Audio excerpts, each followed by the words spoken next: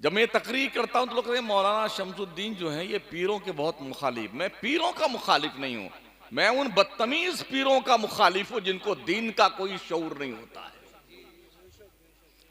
हमारा चमड़ा इतना मोटा हो चुका है, इतना मोटा हो चुका है, बेगैरती का चमड़ा हजरत इंसान का, कि लोग इतनी तारीफें करते हैं, ये किबला हैं, काबा हैं, जन्नत से उतरे हैं, कब्र से निकले हैं, जिंदा वली हैं, मुर्दा वली हैं। ओ बेटा मुस्कुराया जाता क्या बात है, क्या बात, बेशरम कहीं।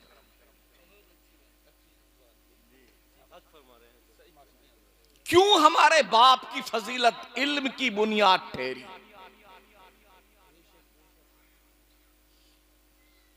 और बाज़ाब्ता तौर पर जब इस्तेहकाक पेश किया फरिश्तों ने, नहनु नुसब्बिहु बिहम्दिका व नुक़द्दिसु लक, ए अल्लाह क्यों पैदा करता अपना खलीफा, हम बहुत काफी हैं तेरी बंदगी करने के लिए, तेरी इबादत करने के लिए, तेरे नाम की माला जपने के लिए, तस्बीह व तक़दीस के गुणगान करने के लिए हम बहुत काफी हैं। उन्होंने अपना हक पेश किया। रब ने कहा नहीं, फजीलत इबादत की बुनियाद पर नहीं, फजीलत इल्म की बुनियाद पर है।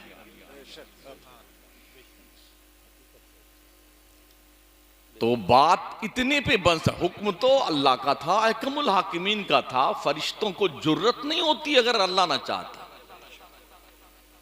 उन्हें तो मानना था ना, वो सिर्फ मानने के लिए पैदा किए गए, वहां ना नुकुर तो है भी नहीं फरिश्तों के पास में।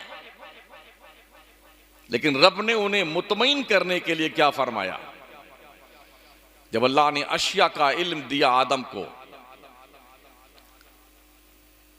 वअल्लम आदमल अस्मा कुल्लहा सुम्मा अरज़हुम अलल मलाइका, फिर वो बातें, वो चीजें, उन अशिया को फरिश्तों पे पेश किया गया। और अल्लाह ने फरमाया अगर तुम अपने दावे में सच्चे हो कि आदम खलीफा नहीं बनना चाहिए, खलीफा तो हम बनेंगे, तो बताओ तुम लोग इन चीजों के नाम क्या हैं, इनकी खुसूसियात क्या है। तो जब ये बात इल्म की आई ना, तो अपनी आजिजी का एतराफ करते हुए उनने यही कहा था, अल्लाह तूने जितना हमें दिया उतनी हम जानते हैं, उसके अलावा तो हम जानते नहीं। लेकिन अल्लाह ने इस पे भी बस नहीं किया। रब ने फरमाया फ़क़ाला या आदमु अम्बिहुम बिअस्माइहिम फलम्मा अम्बअहुम बिअस्माइहिम क़ाला अलम अक़ुल लकुम इन्नी आलमु ग़ैबस समावात इला आखिरी। अल्लाह ने फरमाया आदम ये सब आजिजो मजबूर हो गए, इन चीजों का ज्ञान इनके पास नहीं, तू बता इन्हें, ताकि इन्हें पता चल जाए आदम को फजीलत इल्म की बुनियाद पर दी गई है।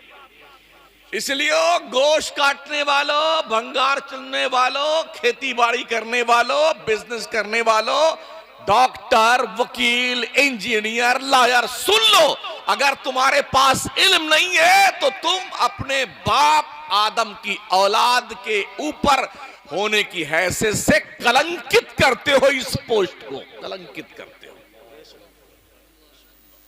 इल्म सीखो, और यह इल्म का इदारा है जहां से उलमा पैदा किए जाते हैं, हुफ्फाज निकलते हैं, कुर्रा निकलते हैं। वकील साहब कह रहे थे लोग बहुत मुखालफत करते हैं। यार मुखालफत का मतलब यह है कि तुम में दम है, इसलिए मुखालफत करते हैं लोग। किसी की मुखालफत कोई क्यों करता है, जब वो आजीज हो जाता है, यार इसका मैं कुछ कर नहीं सकता, तब मुखालफत करता है। मुखालफत से डरना नहीं चाहिए, तुम दिए बादे मुखालिफ से न घबरा ए औकाब, ये तो चलती है तुझे ऊंचा उड़ाने के लिए।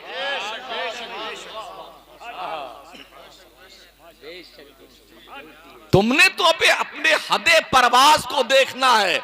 ये जितनी इनकी सोच है उतनी बात करते हैं, हमको तो इनकी हदे परवाज से बहुत ऊपर जाना है। मुखालफत काम करने वाले की होती है, किसी घसियारे का मुखालिफ किसी को देखा है आपने? भैंस चराने वाले का मुखालिफ देखा किसी को? नहीं ना। किसी मजदूर पेशा आदमी का मुखालिफ आपने देखा है ना? मुखालफत उसकी होती जिसमें कुछ गट्स होता है, दम होता है, कुछ वैल्यू होती है, कुछ काबिलियत होती है, लोग उसकी मुखालफत करते हैं।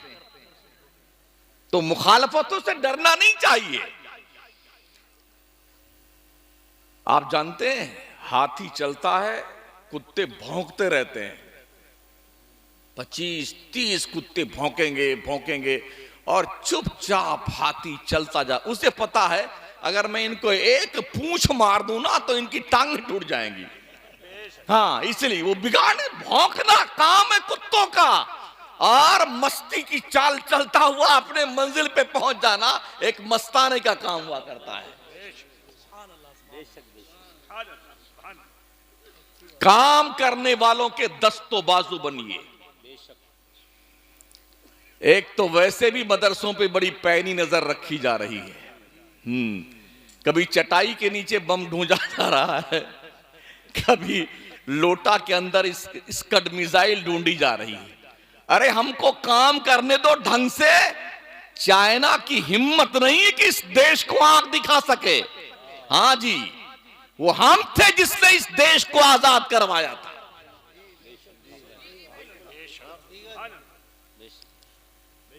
वो अल्लामा फजले हक खैराबादी कौन था? अल्लामा किफायतुल्लाह काफी कौन था? अल्लामा शहीदी कौन था? ये कौन लोग थे जी? ये मदरसों से आते थे। ये किसी यूनिवर्सिटी की पढ़े हुए लोग नहीं थे, मदरसों से आते थे। ये चटाई पिटाई पर बैठ के पढ़ने वाले लोग थे। मगर अपनी जान के नजराने पेश करने के बाद उन्होंने देश को आजाद करने का जो संकल्प लिया था, लोग आते गए, साथ जुड़ते गए। बकौल शायर मैं अकेला ही चला था जानिबे मंजिल, मगर लोग साथ आते गए और कारवां बनता गया। फिर देश आजाद हुआ था। हमने अंग्रेजों के सिपाहनामे नहीं लिखे हैं। किसी मुसलमान का, जिसे हम सुन्नी मुसलमान कहते हैं, दूसरे को मुसलमान जानते भी नहीं है, हाँ सुन्नी मुसलमान, इसमें कोई एक भी कैंडिडेट दुनिया में कोई माई का लाल दिखा नहीं सकता है जिसने अंग्रेजों की चमचागिरी की हो। हमने देश आजाद करवाया है। और इन मदरसों के चलने वाले, पढ़ने वाले, पढ़ाने वाले उलमा ने तकरीबन 56,000 उलमाए अहले सुन्नत को दिल्ली के सरहद से लेके लाहौर की सरहद तक शेर शाह सोरी रोड पर पेड़ पे लटकाया गया था, सोली पर। तब जाके देश आजाद हुआ था यार। हम तो वैसे बड़ी मुश्किल से कोई 55 रुपया चंदा आ रहा था। अभी मैं आधा सो रहा था, आधा जाग रहा था, हजरत कुछ ऐलान फरमा रहे थे। अगर यहीं पर ऐलान होता कि डबल कव्वाली होने वाली है, हाँ एक कव्वाला आएंगी एक कव्वाल आएंगे, तो बेटे नाचते हुए आते यहां पर अभी चंदा देने के लिए। हमारी कौम इतनी बेहया, बेगैरत, बेशरम बन चुकी है कि एक आवारा टाइप की औरत स्टेज पे आके बैठती है और बड़े इज्जतदार लोग सामने वाह वाह वाह क्या बात करते हो, डूब मरो चुल्लू भर पानी में।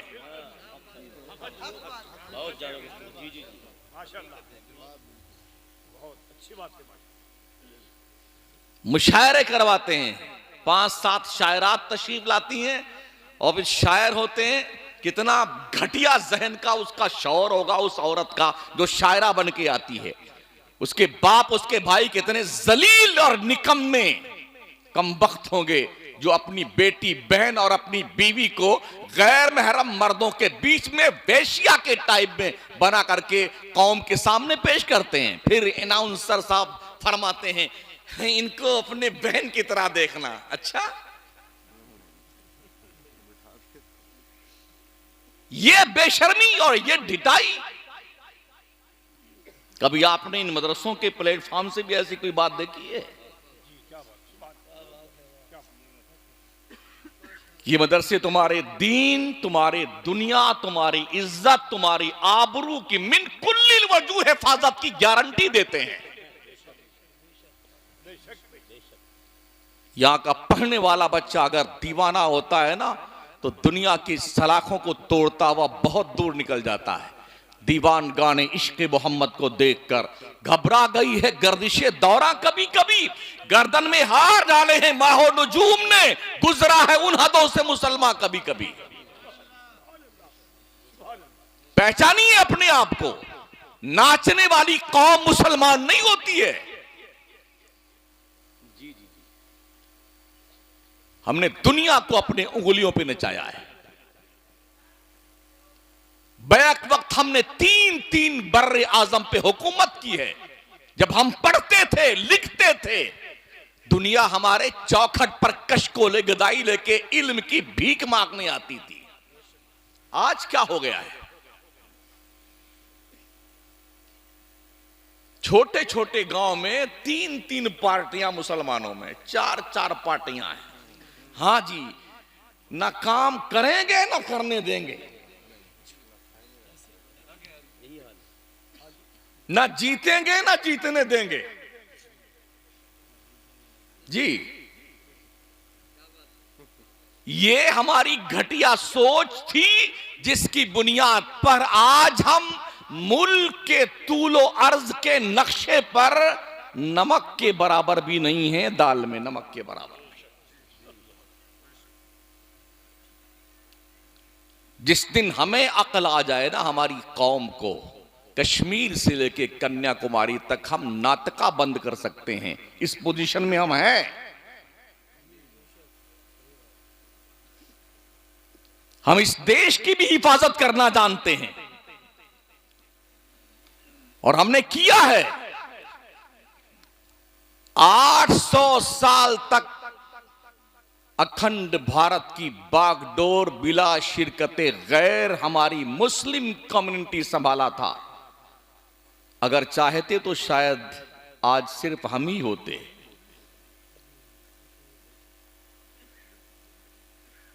इस्लाम तलवार से नहीं फैलाया गया है, इस्लाम ख्वाजा की चौखट से फैला है। हां, शहाबुद्दीन गौरी तलवार लेके जरूर आए थे, मगर मार खा के वापस गए थे।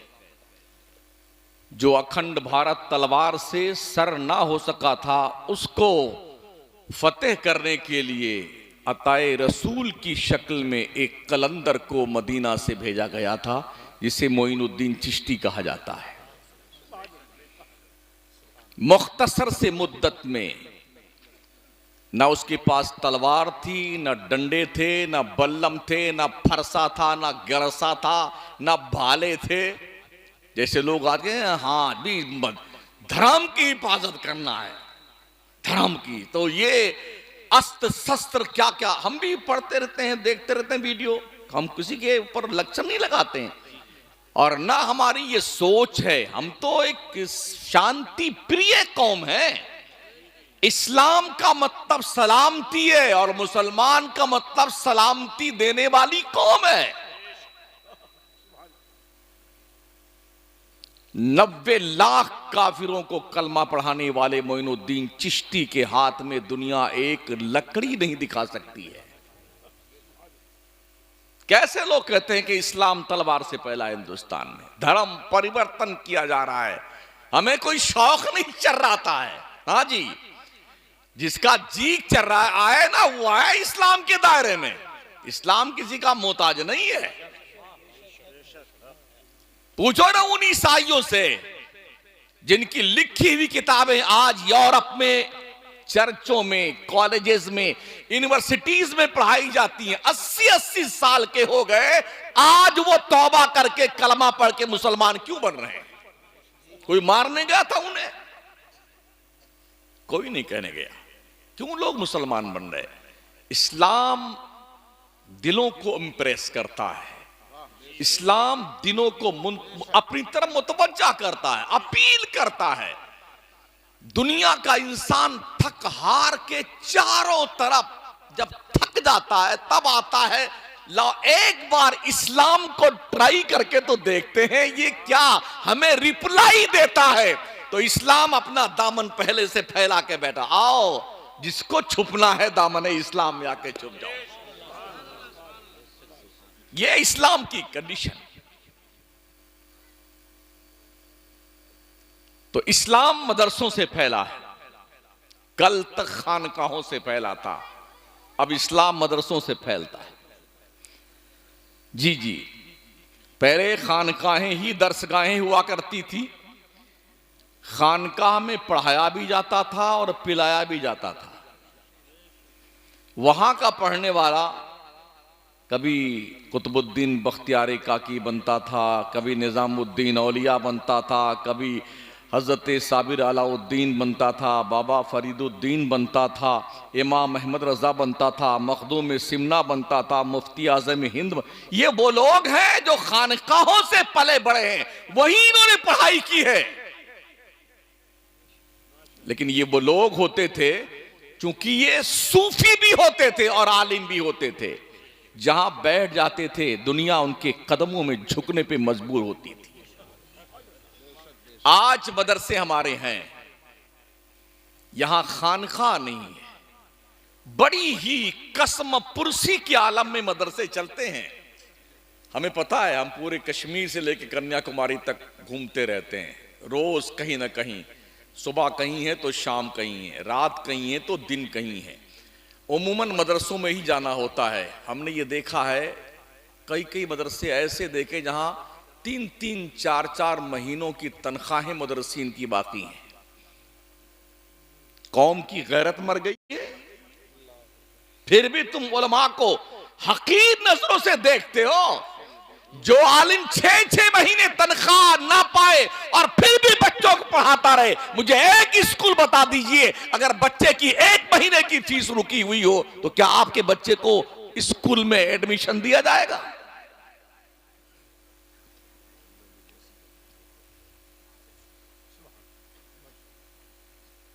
कदर कीजिए उलमा की, कदर कीजिए तलबा की।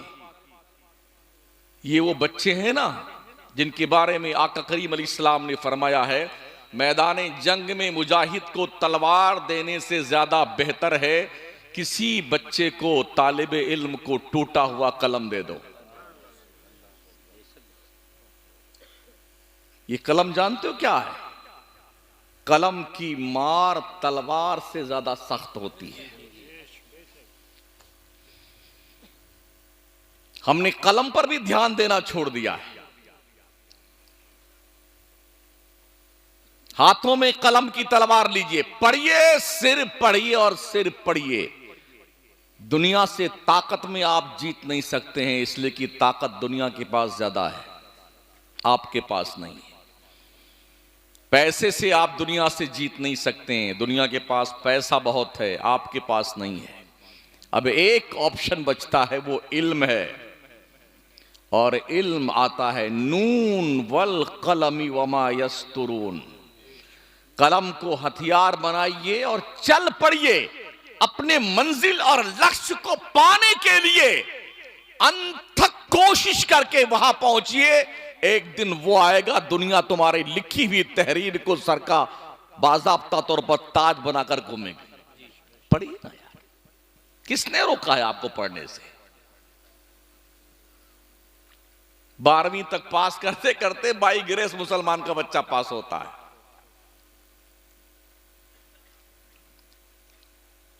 तकरीबन 14% बच्चे मुसलमानों के 12वीं तक जाते जाते ड्रॉप आउट कर जाते हैं। अब पढ़ने से नौकरी तो मिलती नहीं है, तो चलो दिल्ली चलेंगे, कोई खंचे उंचे की दुकान लगाएंगे, कोई पानी पूरी बेचेंगे। तेरी ऐसी की तैसी। तालीम नौकरी के लिए नहीं है, ये इल्म की तौहीन है कि तालीम नौकरी के लिए हासिल किया जाए। जी नहीं, इल्म एक मोहतम बिशान अल्लाह की दी हुई नेमत है, जिसकी कीमत पूरी दुनिया नहीं लगा सकती है, उसे इल्म कहते हैं। तूने बहुत हल्के में लिया है इल्म को।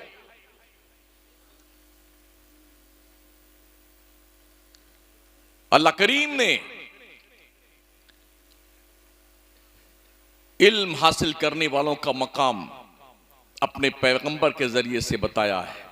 आप जानते हैं हमारे भी मुल्क के प्रधानमंत्री भी दूसरे मुल्कों में जाते रहते हैं, दूसरे मुल्कों के हमारे यहाँ आते रहते हैं।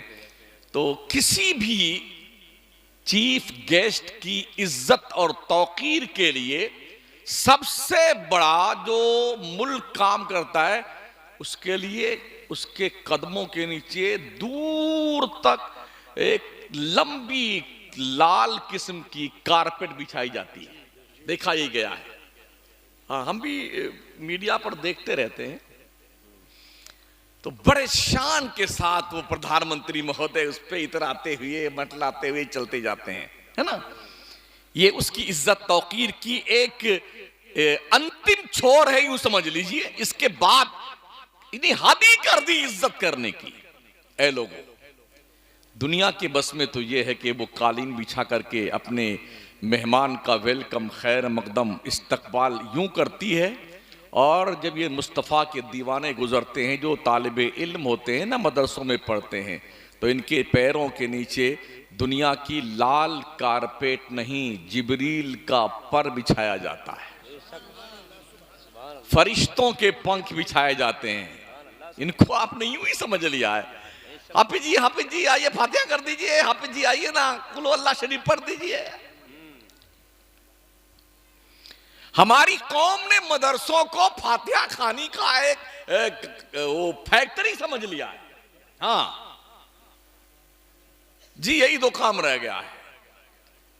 कुछ इलाके में जाना हुआ तो वहां ऐसा हुआ कि जो जनाजा पढ़ाएगा मरने वाले की, वही सारे अरकान अदा कराएगा।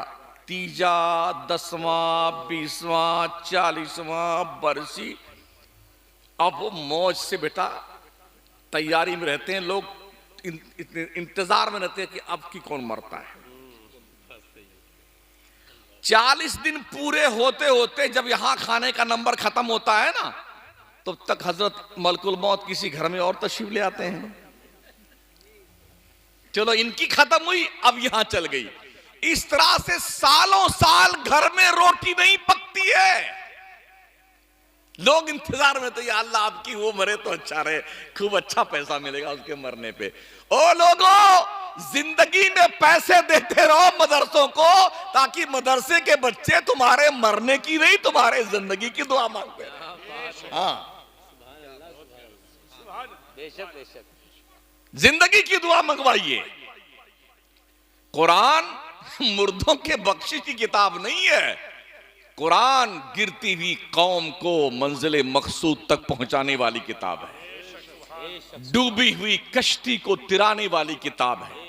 कुरान बिखरे हुए इंसानों को जोड़ने वाली किताब है। भटके हुए बंदों को अल्लाह की दहलीज पर लाने वाली किताब है। टूटे हुए दिलों को जोड़ने वाली किताब है। अफसोस, हमने कुरान को दुआ तावीज का नुस्खा बना लिया और या फिर मुर्दों के बख्शिश की किताब बना लिया है। जी नहीं, ये कुरान तुम्हें अर्श तक पहुंचाने के लिए सक्षम किताब है। इन्हाज़ल कुरान यहदी लिल्लती ही अक़वम। बेशक ये कुरान पूरी दुनिया की कौमों को नजात का पैगाम सुनाने के लिए आई हुई है। ये कुरान वो किताब है। और हम क्या करते हैं, ये 2 लाइन की ताबीज लिखा, इसको पी लीजिएगा। अल्लाह अकबर। किसी डॉक्टर ने आपको नुस्खा लिख के दिया, आप किसी डॉक्टर के पास गए, बहुत बुखार भी है, जुकाम भी है, उसने कई दवाएं लिख दी आप अपने लेटर पैड पे।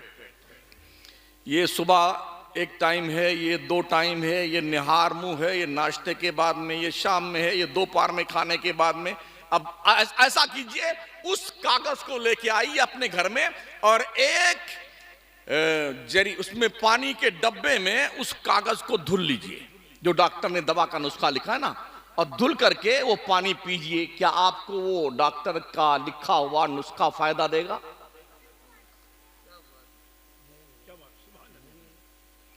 आपने दवा लेनी होगी भाई साहब। तो कुरान तो हमें शिफा का काम देने के लिए आया था, हम उसको घोल घोल के पीने में लग गए। मारे घुटना और फूटे सर, क्या सोच हमारी है यार।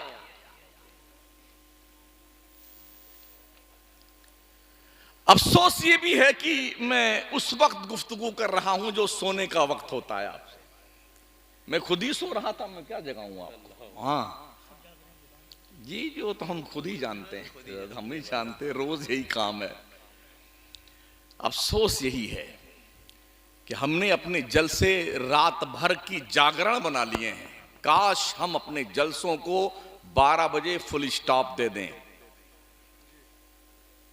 एक मुकर्री बुलाइए, एक शायर बुलाइए, लोग बेदारी के आलम में कुछ बात सुन लें और सुनाने वाला बेदारी के आलम में कुछ सुना दे।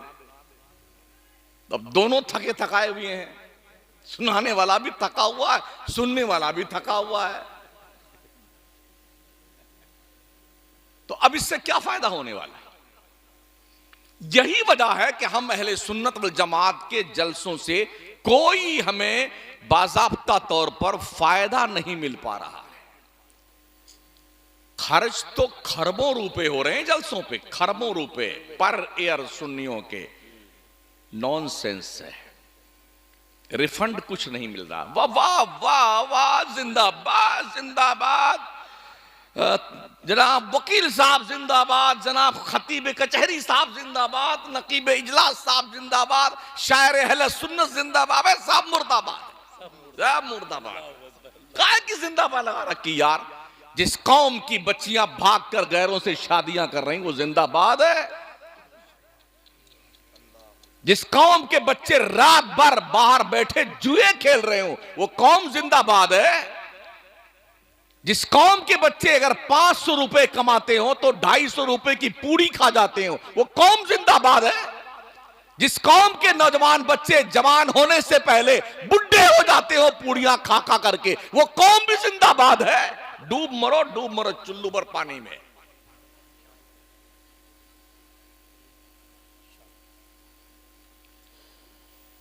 पूरी कौम को जो बचा खुचा था ना, पूरी कौम को ऐसा सिस्टमेटिक ढंग से लगा रखा है लोगों ने। इतने उर्स हैं अल्हम्दुलिल्लाह हमारे यहां, जो मरा उसका शुरू, जो मरा उसका उर्स शुरू। कोई लिमिट है भाई साहब? 365 दिन पर अगर उर्स को तकसीम किया जाए, एक एक दिन में 365 उर्स हो रहे हैं हमारे यहां पूरे मुल्क में। अब मैं आपसे पूछना चाहता हूं कि ये जो 365 उर्स पर डे हो रहे हैं हमारे सुन्नियों के, क्या लगा रखा है तुमने यार? क्या अल्लाह ने हमें इसी उर्स के लिए पैदा किया है?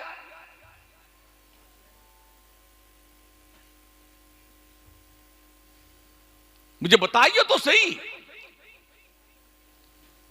मैं पूरे मुल्क से पूछ रहा हूं उलमा से, मुझे बताओ क्या ख्वाजा मोइनुद्दीन चिश्ती ने अपने पीर का उर्स ऐसे किया था जैसे आज ख्वाजा का उर्स हो रहा है?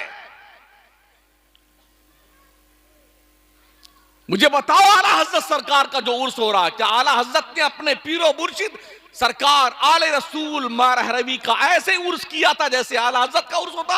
अगर ऐसा उर्स किया होता तो 1400 किताबें नहीं लिखते वो।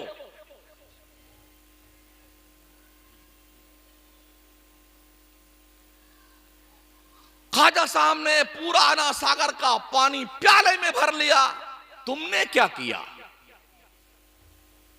ख्वाजा साहब ने खड़ाऊ को इशारा किया, जयपाल जोगी को लाके कदमों में डाल दिया, तुमने क्या किया? ये झुंझुना बजाने के लिए तुम पैदा किए गए हो। अना सागर का पानी भर लिया, अना सागर का पानी भर लिया। किस लिए ख्वाजा आए थे संजर की अपने आबाई पुश्तैनी जमीन छोड़ के अजमेर की बंजर जमीन पर? किस लिए आए थे? घर छोड़ा, खानदान छोड़ा, कारोबार छोड़ा, खेती बाड़ी छोड़ी, अंगूर का बगीचा छोड़ दिया, पंचक्की छोड़ दी, सबको त्याग पत्र दे के आ गए। क्या जरूरत थी मखदूम सिमना को, सिमना की हुकूमत को लात मारकर सहरा नवर्दी करता हुआ पंडवा शरीफ से होकर कछौछा आने की क्या जरूरत थी?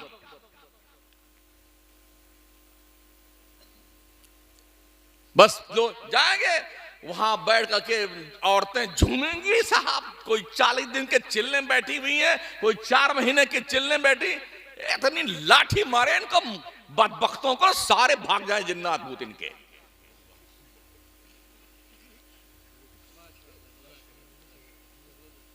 भर भर के नीर का पानी लेके आ रहे हैं। अरे ओ बेहूदे, सुन कान खोल करके, फीहे शिफाउल लिन्नास, अल्लाह ने कुरान में शिफा रखी है। कभी पढ़ता है कुरान?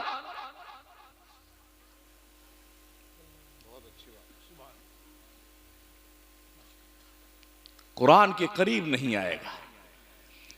बाप चाहे पूरी जिंदगी शराब पीता रहे, मर गया ना, अब आएगा अल्जामतुन नूरिया के मुदर्रिसीन के पास, हजरत कुरान खानी करके अब्बा को बख्शवा दीजिए हमारे। तेरी ऐसी की तैसी, पूरी जिंदगी कुरान को छुआ तक नहीं, शराब पीता रहा, जुआ खेलता रहा, बदमाशी करता, अब बख्शवाने के लिए मौलाना के पास आया हुआ है।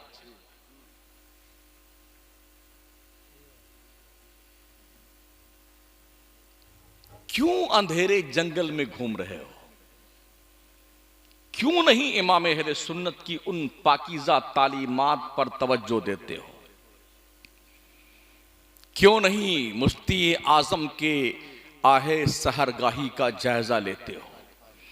क्यों नहीं ख्वाजा मोइनुद्दीन चिश्ती के इंतकाल के बाद उनके पेशानी नियाज पे लिखे हुए जुमले पे गौर करते हो? हबीबुल्लाह माता फी हुब्बिल्लाह, ओ दुनिया वालों देख लो, ये अल्लाह का दोस्त है, अल्लाह की मोहब्बत में मर गया है। क्यों नहीं गौर करते हो? इन बच्चों को कौन संभालेगा? पैदा करके छोड़ दिया भेड़ बकरी की तरह। ओ बापो और माओ, अपनी औलाद पर ध्यान दो, औलाद पर। इससे पहले कि कोई बदकिरदार दोस्त तुम्हारे बच्चे से क्लोज होकर के उसके दिल पर गुनाहों की तहरीर लिखे, तुम खुद अपने बच्चे से क्लोज होके उसके दिल पर मुस्तफा के प्यार की तहरीर लिखो। ओ माओ, इससे पहले कि कोई लड़की बेगैरत तुम्हारी बच्ची से क्लोज होकर उसके दिल पर किसी बॉयफ्रेंड के गम में मरने की तहरीर लिखे, तुम अपने बच्ची के दिल पर कनीज़े फातिमा होने की तहरीर लिख दो। कब तुमको होश आएगा यार? कब हमारी आंखें खुलेंगी? बाप को पता नहीं बच्चा रात भर कहां रहता है, मां को पता नहीं बच्ची किस किस सहेली के पास जाती है, और जब नाक यहीं से कटती है ना तो कहीं मुंह दिखाने के लायक नहीं रहते बेटे। आए दिन हम भी अखबार पढ़ते हैं,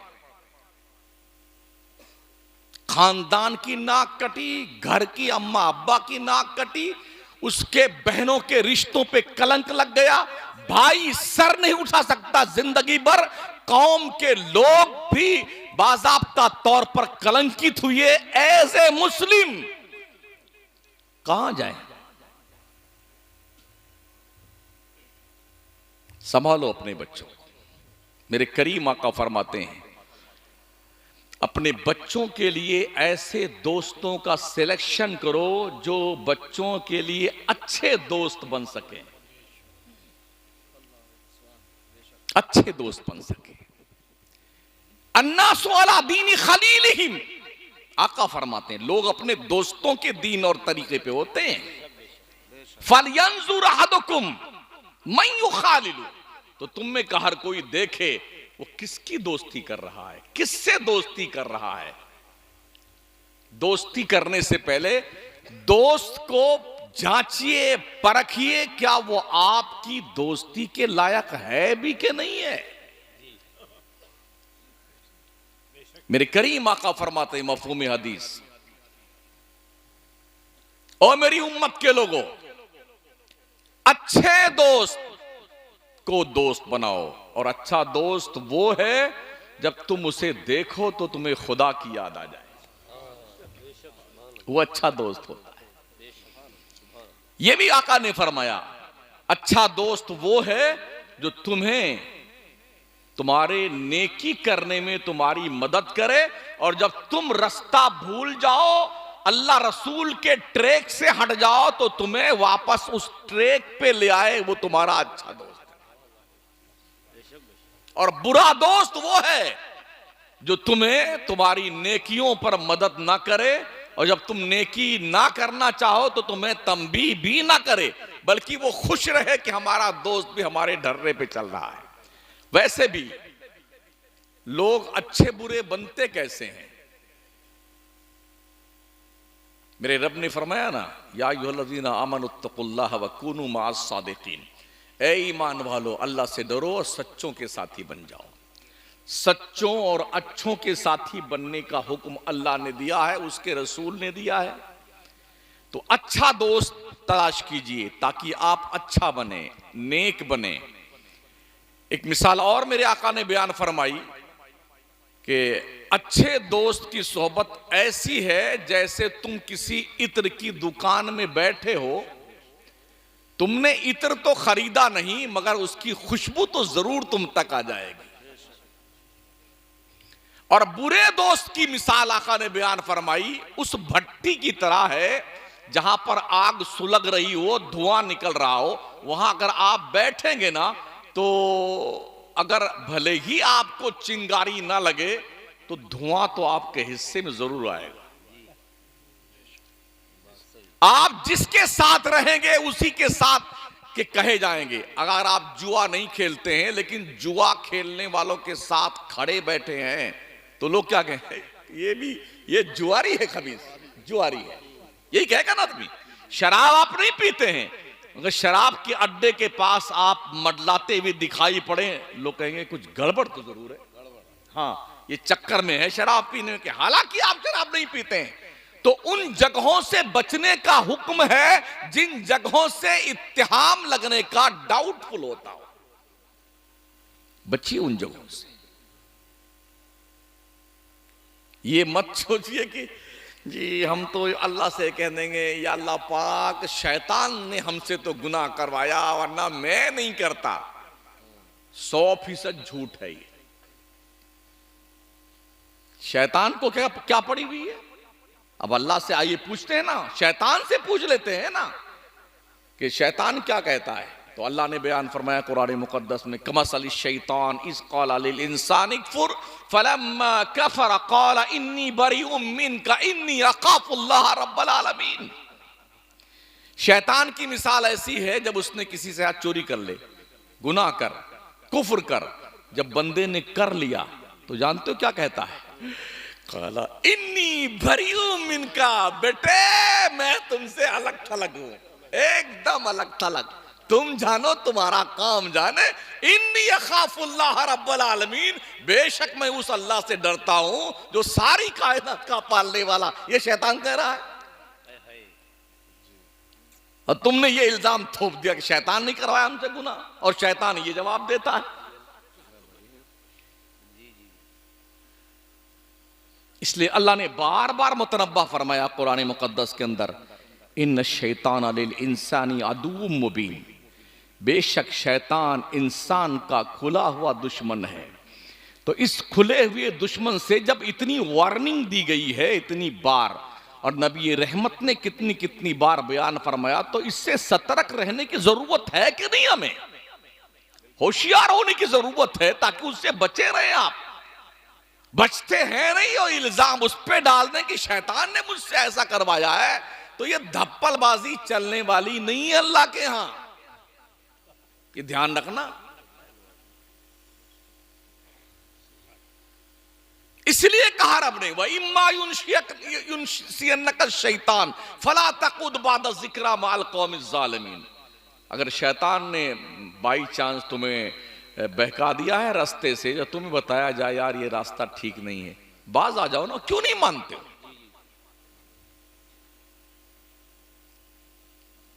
यहां इमाम साहब लोग भी होंगे, हजरत कितने नमाजी हैं? एक साथ में कितने आदमी आते हैं? 25 आदमी। पूरा मोहल्ला मुसलमानों का है। तो ये बकिया जिन्नात लोग कहां जाते हैं? अल्लाह की रोजी सुबह से शाम तक भेड़ बकरी तरह खाया जा रहा है बेटा।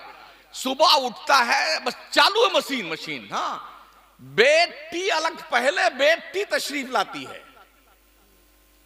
यानी सो के भी आंख आधी खुली है, हाँ, उसी पे जो मुंह में भी कुछ बाहर निकला नहीं, वहीं पे पिए जा रहा है बेटा। बेटी अंग्रेजों की पैरवी में पिए जा रहा है। फिर जो मुंह चालू हुआ ना, तो अंडा, पराठा, कीमा, और जी अभी क्या खाया गया है? हाँ, पाया और नारी और नल्ली और भेजा थे। भाई साहब, इस पे रहम कीजिए, हाँ, थोड़ा कर्म कीजिए इस तोंद शरीफ पर, इसलिए कि इसकी अतरियां अगर उलझी ना तो डॉक्टरों के चक्कर लगाते लगाते तुम्हारी हवा निकल जाएगी। अल्लाह की इतनी रोजी खा डाली, तुमने कभी अल्लाह का शुक्रिया भी अदा किया?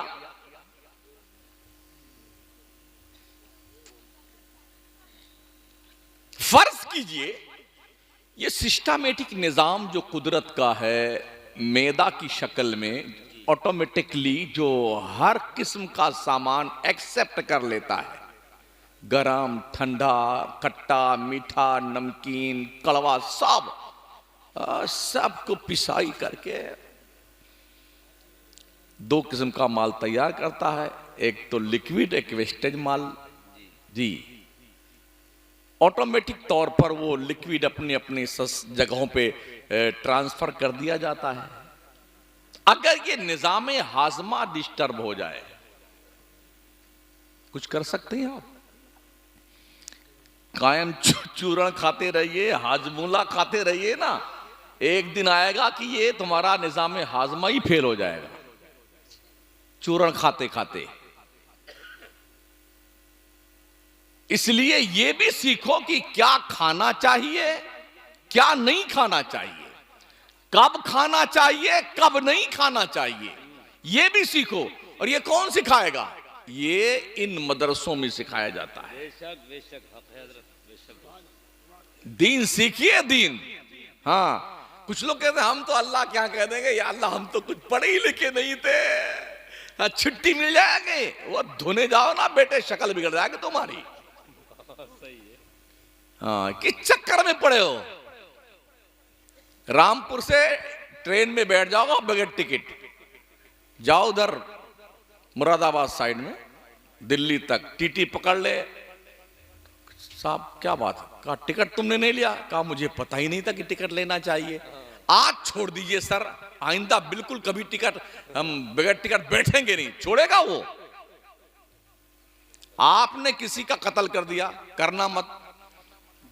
हाँ, ये सब बहुत गलत बात है, लेकिन अगर रंगे हाथ पकड़ लिए गए, इकबाली मुजरिम बन गए, गवाहों ने गवाही दे दी और जज ने फैसला सुना, क्या पूछा तुमसे? हाँ जी, हमने कत्ल किया है, ऐसा हुआ वैसा हुआ, यूं मैंने मार दिया, क्या इसका तुमको आजीवन कारावास की सजा सुनाई जाती है, तो आप कहिए जज साहब आज माफ कीजिए, मुझे पता नहीं था किसी को कत्ल करने में ये सजा मिलती है, आइंदा मैं मच्छर भी नहीं मारूंगा, खटमल भी नहीं मारूंगा। क्या जज छोड़ेगा तुम? तो तुम मुझे बताओ, जब तुम ये कहोगे या अल्लाह तो मुझे पता ही नहीं था नमाज पढ़ी जाती कि नहीं पढ़ी जाती है, हराम खाया जाता कि नहीं खाया जाता है, चुगली की जाती है कि नहीं की जाती है, झूठ बोला जाता है कि नहीं बोला जाता है, या अल्लाह अब माफ कर दे, आइंदा फिर कभी नहीं करूंगा, तो क्या लगता तुम्हें छोड़ दिया जाएगा? एक लिमिट है रस्सी ढील देने की। अगर जहन्नम का तस्वुर अब तक नहीं आया है तो कैलिफोर्निया और लॉस एंजलिस वालों से पूछ लो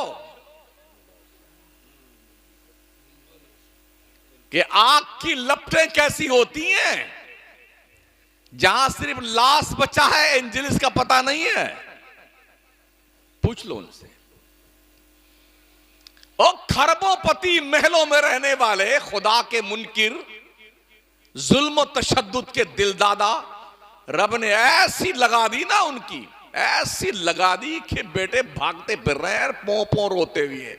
कोई कुर्ता पजामा में भाग रहा है, कोई चड्डी बनियान में भाग रहा है। बचा ले, तेरे मां ने दूध पिलाया है।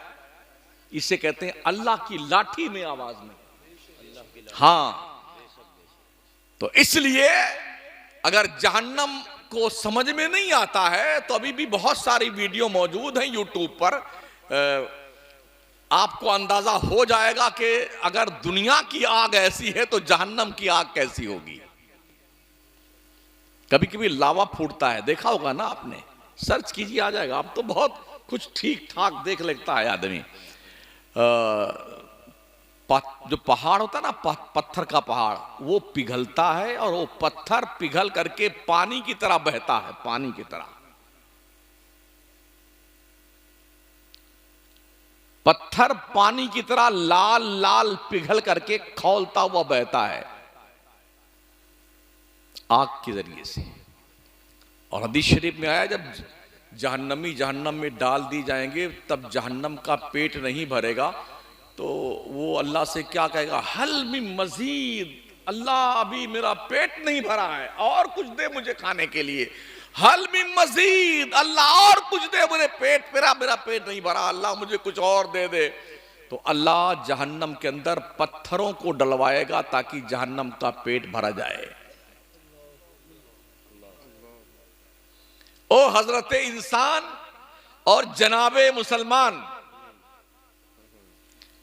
और रोजाना रोटी बोटी कीमा पकौड़ी जब खा खा करके मुश्तंडे बनने वालों, कुछ फिक्र कर लो अपने कब्र की, जहां कोई नहीं जाता। बेटे अरे हमारे इतने फॉलोवर्स है, मरते ही सारे फॉलोवर्स भाग जाते हैं। हाँ, कोई फॉलोवर सब्सक्राइब कीजिए, और इसको क्या कहते हैं, हाँ लाइक कीजिए, लाइक कीजिए, सब्सक्राइब कीजिए। तेरी सब्सक्राइब कीजिए, कहां गए ये मरने के बाद। जब वक्त हो जाए नमाज का तो हर काम छोड़ करके अल्लाह के घर में इबादत के लिए पहुंच जाया करो।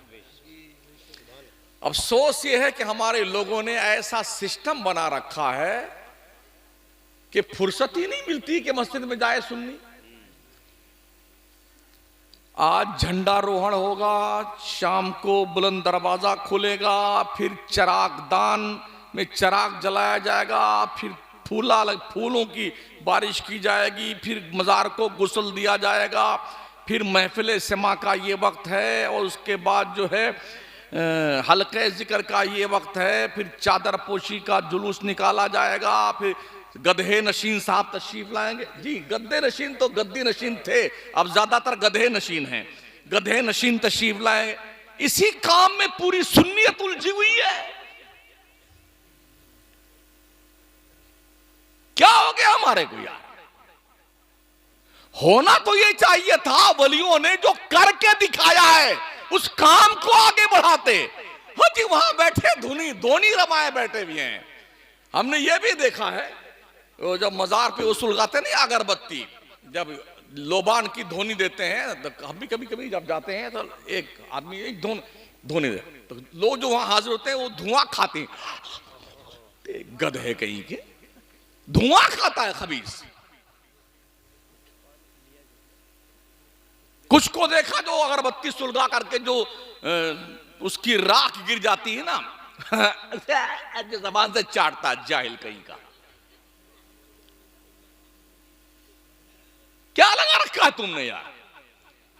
घर में मां बेचारी बीमार है, तड़प रही है, उसकी दवाओं के लिए पैसे नहीं है, और पीर की जूतियां लेके कमीना नाच रहा है। घर में बाप तड़प रहा है, दर्द से करा रहा है, उसके पास बैठने का वक्त नहीं है औलाद के पास में, और पीर जिंदाबाद जिंदाबाद जिंदाबाद। और तेरे पीर के बंदे सुन, कान खोल करके, तेरी जन्नत तेरे पीर के चौखट पे नहीं है, तेरी जन्नत तेरे मां के कदम के नीचे है। अल जन्नत तो तहत अक़दामिल उम्महात, तुम्हारी जन्नत तुम्हारी माओ के कदमों के नीचे है। तेरा बाप वो स्पेशली आदमी तेरे लिए है जिसकी शान मुस्तफा करीम ने बयान फरमाई, दुआए वालिदी लिवालिदिही का दुआई लकुम। एक बाप की दुआ अपनी औलाद के हक में ऐसी होती है जैसे एक नबी की दुआ उम्मत के लिए हुआ करती है। कभी समझा तुमने अहमियत अपने बाप की? माँ बाप के लिए नमाजों में हुक्म है कि दुआएं मांगा करो अपने माँ बाप के लिए। रब्बना फ़िरली वली वालिदैया वलिल मुमिनीन यौम यक़ूमुल हिसाब, दुआएं मांगा करो नमाजों में माँ बाप के लिए। जो दुआएं कहीं कबूल नहीं होती हैं, माँ की चौखट पे बैठ दिल से अगर माँ ने दुआ कर दी ना, अल्लाह की इज्जत की कसम उसकी दुआ रद्द नहीं करता परवरदिगार। हाँ, बेगम का चेहरा देखने के बाद माँ को धक्के मारने वालों शर्म करो, शर्म। जिस माँ ने तुम्हें पाल पोस के बड़ा किया, इस लायक बनाया है ना, उसका हक पहचानो। माँ के पेट में रहते वक्त तुम्हारी वजह जो झटका लगा था ना, एक बार जो उससे तकलीफ हुई, नबी ने अपने एक साहबी से कहा था, तूने 7 मरतबा पैदल अपने माँ को कंधे बिठा के पैदल हज करवाया ना, तेरे 7 हज करवाना जो तूने करवाया ना, तेरी माँ के पेट में जब तू था, जो झटका तेरी एक वजह से एक बार लगा तेरी माँ को, जो तकलीफ हुई थी ना, ये 7 हज उसके बराबर भी नहीं है। ये कहां सीखेंगे आप? दोस्तों की चौपाल पे, चाय की दुकान पे? ये बातें आपको सीखनी होंगी उलमा के पास आकर के, अपने इमामों के पास बैठ करके, मदरसों में आकर के। और मदरसे हमारी आन बान शान हैं। मस्जिदें खुदा का घर हैं, मदरसे मुस्तफ़ा का घर है। इन दोनों घरों को अच्छे बनाकर रखो ताकि तुम्हें फख्र हो कि मेरे मुस्तफ़ा का घर कितना अच्छा है, मेरे रब का घर कितना अच्छा है। अच्छा बनाओ घर अपने रब का। ऐसा ना हो कि कहीं की ईंट कहीं का रोड़ा, भानवती ने कुंभा जोड़ा। ऐसा ना करो भाई साहब। अरे कुछ समझ शरीफ में आ रहा है आपके, या वैसे आपके दहलीज़े समात पे हथौड़ा बरसा रहा हूं मैं? पढ़िए, दीन पढ़िए, अपनी नस्लों को बचाइए। दुनिया की जितनी चालाक कौमें हैं अपनी न्यू जनरेशन पे बहुत मेहनत करती हैं। जितने नेता हैं, मिनिस्टर मिनिस्टर फनिस्टर, इनकी कोई भी औलाद झंडा लेकर के पदयात्रा नहीं करती है। कोई लंदन पढ़ रहा है, कोई कनाडा पढ़ रहा है, कोई जर्मनी पढ़ रहा है, कोई बरतानिया पढ़ रहा है। जितने छुटभइये लोग हैं, जिंदाबाद जिंदाबाद जिंदाबाद जिंदाबाद, इस गांव से उस गांव, उस गांव से उस गांव, उस शहर से उस शहर, इस मंदिर से उस मंदिर, यहां झंडा वहां झंडा। ये दुनिया खैरवा रही है। चालाक कौमों का मिजाज ये है, इनको बेवकूफों को काम पे लगा दो और अपनी निसर, हम भी एमपी, हमारा बेटा भी एमपी, हम भी एमएलए, हमारा बेटा भी एमएलए। ये चालाक कौमों का मिजाज। किसी भी कौम की युवा पीढ़ी जो होती है वो उस कौम की बैकबोन हुआ करती है, रीढ़ की हड्डी। अगर रीढ़ की हड्डी में कोई दुखावा पैदा हो जाए, कोई गड़बड़ शड़बड़ हो जाए तो आदमी की कमर टेढ़ी हो जाती है। जिस कौम की नौजवान पीढ़ी ग्रेजुएट, क्वालिफाइड और बाज़ाब्ता तौर पर काबिल बन जाए, उस कौम का तक मुस्तकबिल भविष्य रोशनो ताबनाक होता है। और जिस कौम की नौजवान पीढ़ी बिगड़ जाए, नस्लें बिगड़ जाती हैं। आज कुछ हाल हमारी कौम का ऐसा ही है साथियों। हमारी नौजवान नस्ल बिगड़ी हुई है। सिगरेट, बीड़ी, चरस, भांग, अफयून, गरद, इसमें खाने की आदी बन गई।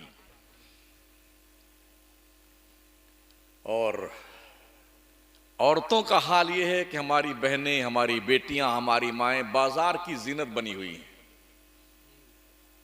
हाँ, जिस दुकान में देखेंगे उस दुकान में मुस्लिम औरतों की भरमार है। ये रोज क्या खरीदती मेरी समझ में नहीं आता। क्या शौहर मर गए हैं इनके, बाप मर गया है, बेटे और भाई मर गए हैं, तब ये निकली है। अगर जिंदा है तो ऐसे बाप और ऐसे भाई और ऐसे बेटे, ऐसे शौहरों को डूब मरना चाहिए चुल्लू भर पानी में, जिनकी बहन, बेटियां, माएं और बीवियां बाजारों में बरसरे बाजार बगैर पर्दे के साथ या नकाब पहने हुए चुस्त और टाइट नकाब पहन करके घूमती फिरती दिखाई पड़े, सामान खरीदती हुई। कोई जरूरी कि औरतें सामान खरीदने जाएं? तुम किस काम के लिए हो? निकाह जब करवाए थे, काजी साहब ने निकाह पढ़ाया, हजरत साहब ने किबला ने कहा जी फलाना बिनते फलां को आपके निकाह में दिया, जिसका मेहर नकद इतना है, ये वकील साहब ये दुआ नानो नफका के साथ आपने कबूल किया। हाँ कबिल तो कबिल तो कबिल तो। बेटे समझते हो नानो नफका क्या होता है? नानो नफका क्या होता है? रोटी खर्चा ये सारी जिम्मेदारी आ गई आपकी। आप तो घर में पड़े हैं, गुड्डू की अम्मी चाय ले आ बाजार से, तो तू झक मनाने के लिए पैदा हुआ था। अर्रिजाल कव्वामूना अलन निसा, मर्द औरत पे हाकिम है। ये हाकिम का काम है, जनाना काम कर रहा है।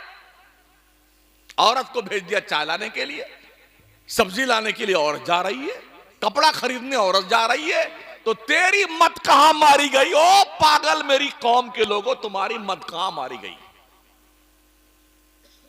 कब सुधरोगे?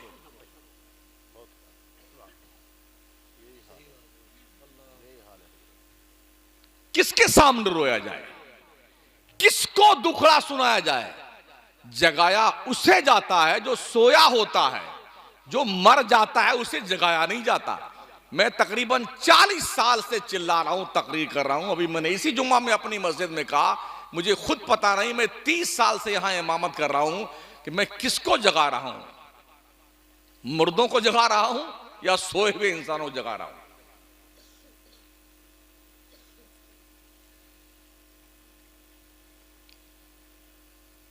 लोग कुत्ते पे मेहनत करते हैं ना, कुत्ता भी बड़ा काबिल बन जाता है। शायद में बयान क्या हो कि एक भाई साहब बस 10 मिनट तकरीर और सुन लीजिए मेरी।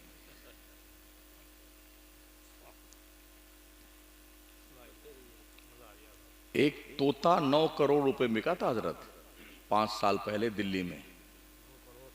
पोपट राजा 9 करोड़। उसकी जिस्म पर कोई हीरे जवाहरात याकूत जमर्रद ये सब नहीं लगे हुए थे। जब मैंने उसकी तफ्तीश निकाली तो पता ही चला कि उसको बहुत किस्म से बहुत अच्छे ट्रेनर ने ट्रेनिंग दे करके किस्म किस्म की बोलियां सिखाई थी। तो कई लैंग्वेज जो सीख गया था इसकी बुनियाद पर। जब बोली लगी तो 100 ग्राम के पोपट राजा जो है वो लगभग 9 करोड़ रुपए में बिके। अगर एक तोते पे मेहनत की जाए कुछ दिन तो इतना कीमती बन जाता है कि वो 9 करोड़ में बिकता है। अगर अशरफुल मखलूकात के बच्चों पे मेहनत की जाए तो क्या बच्चे कीमती नहीं बन सकते हैं? हमने कुत्तों को भी देखा है। फ्लाइट को चेक करने कुत्ता आता है कि हाँ अब इसको लेके जाइए साहब। कोई अफवाह उड़ गई ना, कहीं बम वम की खबर, पुलिस वाले थक हार के ढूंढते ढूंढते परेशान हो गए, अब पता नहीं चल पा रहा कि बम है किधर, तो कुत्ता लाया जाता है। उसके खर्चे लाखों रुपए बनती हैं। उसे गुस्ल फरमाने के लिए 3 स्टार तशरीफ लाते हैं। बढ़िया खुशबूदार साबुन और स्प्रे और खुशबू लगाया जाता है। और क्या अभी सर्दियों में देखा उसको बहुत बढ़िया सदरी पहनाई गई है, गरम गरम, हाँ गरम गरम कपड़े पहनाए गए हैं और लेकर के 3 स्टार घूमता रहता है। उसको इस्तिंजा फरमाने की जरूरत होती है ना, तो पुलिस वाला ले जाता है, चलिए तशरीफ ले चले इस्तिंजा फरमाने के लिए, पकड़ के कुत्ते। अगर कुत्ते पे मेहनत की जाए, कुत्ता कई कई लाख में बिकता है। क्या हो गया? हमें कुछ समझ में नहीं आता यार, या आप भूल गए? हजरत मौलाना रूम रहमतुल्लाह अलैह फरमाते हैं, सोहबत सालेह तोरा सालेह कुनत, सोहबत ताले तोरा ताले कुनत। अच्छों की सोहबत तुम्हें अच्छा बना देती है, बुरों की सोहबत अच्छों को भी बुरा बना देती है। तो फरमाते हैं एक चरवाहा था, भेड़ बकरी चराता था। उसे एक दिन जंगल में शेर का एक छोटा सा बच्चा मिल गया। अच्छा लगा तो पकड़ के लाया, उस शेर के बच्चे को बकरियों के रेवड़ में डाल दिया। तो उस शेर का बच्चा कई महीने साल गुजर गए, जब बकरियों के बीच रहते रहते जब बकरियां में करती तो वो भी में करता। सोहबत देखिए, बकरियों की तरह चलता फिरता, वो घास खाने की उसकी भी आदत पड़ गई, जवान हो गया वो। तो फरमाते मौलाना रूम के एक दिन चरवाहा अपनी बकरियों को पानी पिलाने दरिया किनारे ले गया। सारी बकरियां उसी में, वो शेर जो जवान हो चुका था वो भी पानी पीने के लिए तशरीफ ले गया। अपोजिट साइड में दरिया के जंगल था। उस जंगल में एक बड़ा शेर जो है, शेर बबर खड़ा हुआ देख रहा था, यार ये हमारी बिरादरी का आदमी बकरियों के बीच में कैसे है। तो वो और दरिया के करीब आया। शेर बबर ये सब पानी पी रहे हैं झूम करके। तो जब उस तरह वाले शेर बबर ने अपने बिरादरी के उस कैंडिडेट को देखा था, उसने अपनी डकार लगाई, कुछ कहा उसने अपनी जुबान में। तो इसने उसको देखा, फिर पानी में अपनी शक्ल देखी, फिर उसको देखा, तो कुछ इशारों इशारों में बात हुई। अब उसको एहसास हुआ कि यार मैं, ये बकरियां हैं, मैं तो इन जैसा नहीं हूं, मेरी तो शक्ल उनसे मिलती जुलती है, तो मैं शेर हूं। जब उससे एहसास हुआ कि मैं शेर हूं, तो एक इधर दबाया एक इधर दबाया, चला जा, काम हो गया। ये एहसास आपको कब होगा कि आप शेरों की औलाद हैं?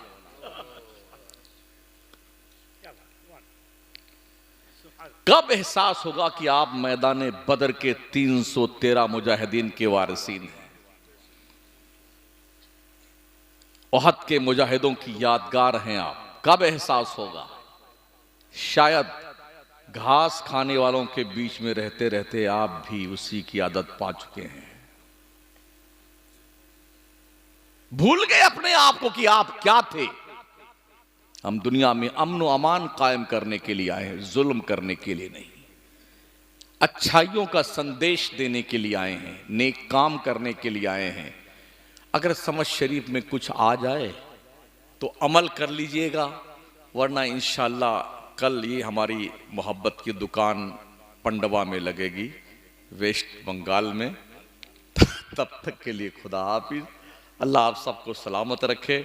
मुझे मुबारकबाद पेश करता हूँ जनाब ताहिर साहब एडवोकेट और उनके पूरी टीम को, उनके अहबाब को, जो इतनी मुखालफतों के बावजूद भी मंजिल की तरफ रवां और तमा है। काम करते जाइए, अल्लाह ने जो आपके हिस्से में काम लिखा है वो काम कर गुजरिए। याद रखें, पत्थर उसी दरख्त पे आते हैं जिसमें फल लगते हैं। आपने किसी को बबूल के पेड़ पे पत्थर फेंकते देखा? नहीं ना। आम के पेड़ पे पत्थर आते हैं, क्यों आते हैं? इसमें फल लगा हुआ है। तो अगर पत्थर आ रहे हैं ना लोगों की तरफ से, आप समझ जाइए आप फलदार दरख्त हैं। तो आम फलदार दरख्त होता है, जब कोई पत्थर मारता है तो उसकी जरा शराफत देखें आम के दरख्त की, उसके पत्ते भी टूट जाते हैं, कच्चे आम भी टूट जाते हैं, फट भी जाते हैं, जख्मी भी हो जाता है, फिर भी वो आम भी खिलाता है और मार भी खाता रहता है। आप बुनियाद की ईंट हैं। जो फाउंडर होता है ना, बुनियाद की ईंट हैं आप, और बुनियाद की ईंट का कोई आउटलुक नहीं होता है।